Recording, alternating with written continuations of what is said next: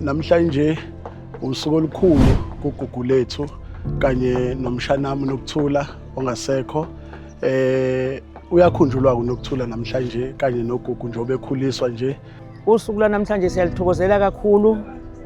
Ebekade sihleli silifisa ukuthi ingane siyikhulise ngoba iphathe kahle ugugu. Siyacela ukuthi ngathi ngaqhubeka kahle ke nokuyiphatha kahle. Ngosiko lesintu ke suke simkhulisa siyumndeni wakhe. Sibonga nokuthi uyiphathe kahle. Kodwa sibonga lo suku luzolifike noNkulunkulu asipha amandla sokuthi sikwazi ukuthi sibakhulise bobabili. Ngiyabonga kakhulu indlela aziphathe ngayo. Ukuze nami ngibe nesifiso sokumenzela lo msebenzi. Ugugu ke ngiyacela ukuthi aqhubeke nokuyiphatha kahle njengoba kade eyiphethe kahle. Kungathi mayisenzele umsebenzi bese eyibona ukuthi ayisekufanele ize noma kanjani. Alinde nje lokhu uNkulunkulu amhlelele kona. Siyambonga kakhulu ukuyiphatha kahle ngoba azange asidumase.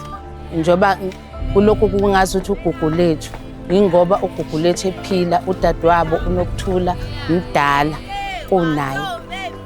Owabo bobabili kodwa manje sengazi ukuthi ugugu lethu ngoba yena ephila kanti bayaphila bobabili.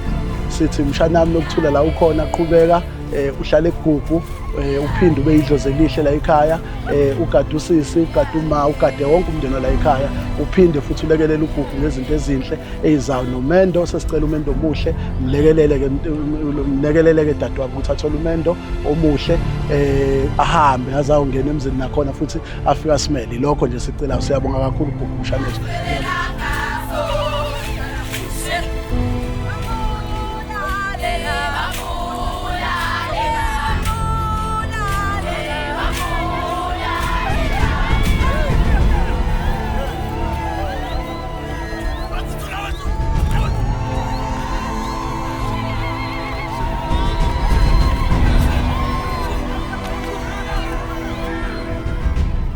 Sibonga kakhulu mndeni wakwaBhengu, sibonga kakhulu nje ubani simemele entweni enhle kangaka. Thina ke njengamakhosi ke sihambela ngempela umemulo wentombi. Sihambeli inkosi isiko alisho njalo ukuthi sihambela nje kuthiwa abantu bayagcina nje awuseyoqholiswa nje ugogo omdala la kuthiwa sekumenya inkosi kuthiwa ukuthi asiyokwenzani ngoba thina simele isiko thina simele ubungcwele.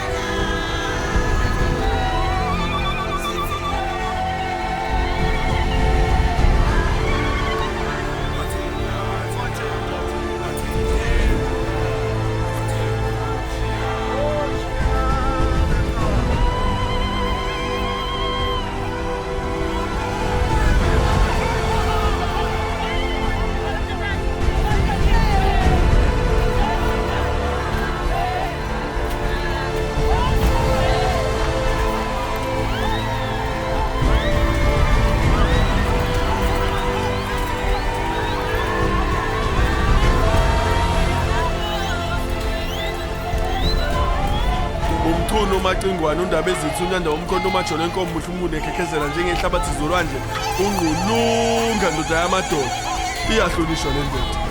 Hey!